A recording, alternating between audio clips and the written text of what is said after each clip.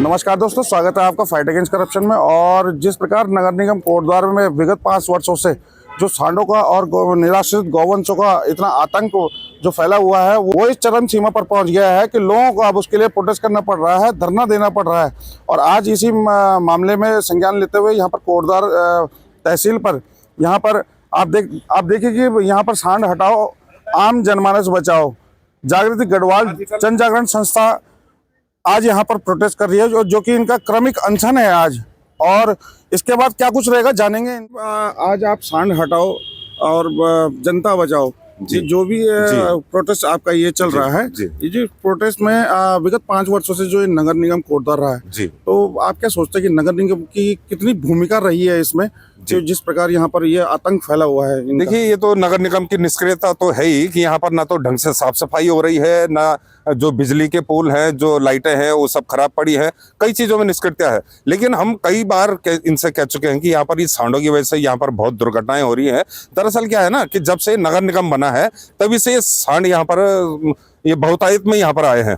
तो न जाने कहाँ से आए हैं, ये बाहर से छोड़े गए हैं, क्या है, ये नगर निगम को देखना चाहिए। और रोज यहाँ पर घटनाएं हो रही हैं, मौतें हो रही हैं, महिलाओं का, छोटी बच्चियों का चलना दूभर हो रखा है।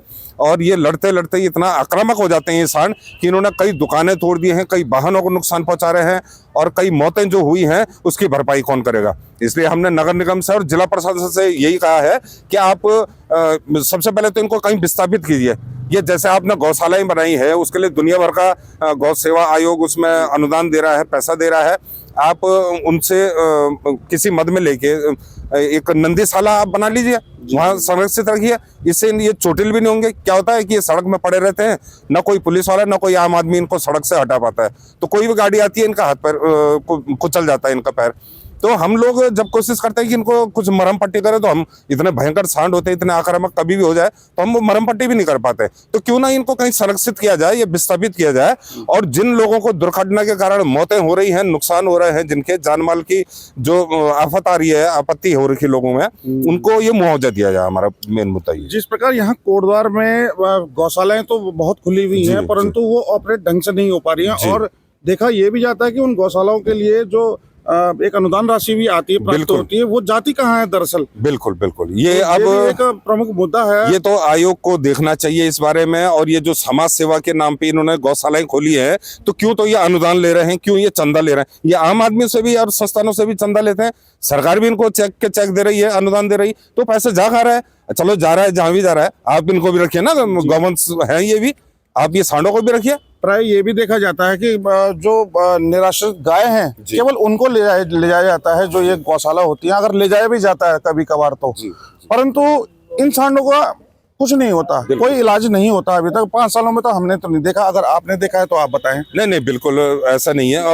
अब क्या है कि इन्होंने दुधारू गायें ज्यादा रखी हुई अंदर, और उसका दूध घी खूब खा रहे हैं, ये सबको पता है। ठीक है, तुम पाल रहे हो, तुम खिला भी रहे हो, तुम सरकारी, तुम्हें अनुदान भी मिल रहा है। इन सांडों के बारे में भी इनको सोचना चाहिए। और मैं तो कहता हूँ नगर निगम के पास हम जब जाते हैं कि कोई सांड चोटिल हुआ है, क्या करें, आप किसी डॉक्टर को आदेश करो, तो वो कहते हैं नहीं, अब ये तो हॉस्पिटल है, डॉक्टर के पास आप ही जाओ। हम हॉस्पिटल में जाते हो, कहते हैं ये नगर निगम का काम है। अब कोई चोटिल हो रहा था भाई, उसकी कौन देखेगा? वहां पे इनकी भावनाएं आहत नहीं होती है। जो गौवंश और गौरक्षा की बात करने के लिए समाज सेवी बन जाते हैं। ये सभी को देखना पड़ेगा। और इसलिए हमने ये 5 दिन का फिलहाल अभी क्रमिक अनशन किया है, और नहीं होगा तो हम 26 तारीख से आमरण अनशन करेंगे इसमें जी। आइए जानेंगे श्रीमती रंजना रावत जी से भी कि उनके क्या विचार हैं इस मामले पर, जो कि अभी दावेदारी कर रही हैं कोटद्वार नगर निगम में मेयर पद के लिए। मैम, सबसे पहले तो आपको शुभकामनाएं। बहुत बहुत धन्यवाद भाई जी। आज आप यहाँ आए हैं, क्या मानते हैं आपकी ये विगत 5 वर्षों में नगर निगम में क्या कार्य हुआ है इन निराश्रित गौवंशों के प्रति? मैं विगत 5 वर्षों में गौवंश के लिए मुझे नहीं लगता कि कुछ काम हुए हैं, क्योंकि जब नगर निगम था, हम लोग अपने बोर्ड में थे, तो हम लोगों द्वारा बोर्ड में ये पारित किया गया था कि सांडों को पकड़ना। और हम लोगों ने बहुत ही युद्ध स्तर पे ये कार्यक्रम चला था सांड को पकड़ने का, और उस समय सांड पकड़े भी गए थे। लेकिन 5 साल में नहीं हो पाया, और बहुत ज़्यादा तादाद में कोटद्वार में सांड घूम रहे हैं, लोगों को चोटिल कर रहे हैं। हमारे बच्चे स्कूल जाते हैं, महिलाएं घूमने जाती हैं, मार्केट जाते हैं, जो भी हमारे जो वृद्धजन है वो जाते हैं, लेकिन सब बहुत ज़्यादा परेशान है इससे। और मैं यही कहना चाहती हूँ, अभी हाल फिलहाल में आपने देखा होगा कोटद्वार मेन मार्केट में दुकान में घुस गए थे गौवंश। अभी आज ही मुझे पता चला कि किसी व्यक्ति को दुकान में घुस के उसने यहाँ पे उनकी रिब्स वगैरह सब तोड़ दिया। और बहुत ज़्यादा हमारे जो वयोवृद्ध लोग हैं यहाँ पे वो बहुत परेशान है। मैं शासन प्रशासन और नगर निगम से यही कहना चाहती हूँ कि आप कुछ ना कुछ ऐसा क्राइटेरिया बनाएं जिससे कि यहाँ पे हम लोग, जमीन बहुत है सरकार के पास, नगर निगम के पास जमीन बहुत है।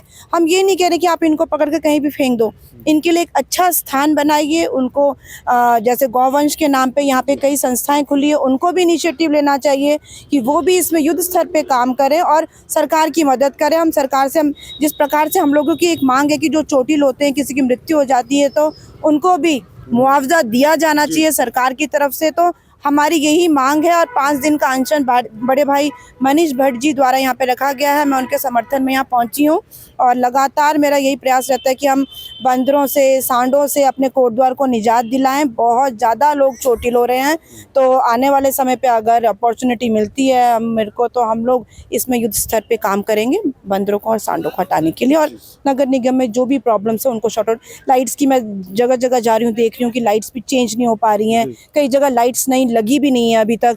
तो बहुत छोटी छोटी समस्याएं हैं, ज़्यादा बड़ी समस्याएं नहीं है जिसको हम सॉल्व नहीं कर सकते। तो एक अच्छा शक्ति होनी चाहिए और वो काम होंगे ज़रूर। हम शासन प्रशासन और SDM सर ने अभी हमें बताया भी है कि हम लोग इसके लिए 1 महीने के अंदर इसमें हम कार्य कर रहे हैं, उनके लिए गौशाला बना रहे हैं। Thank you.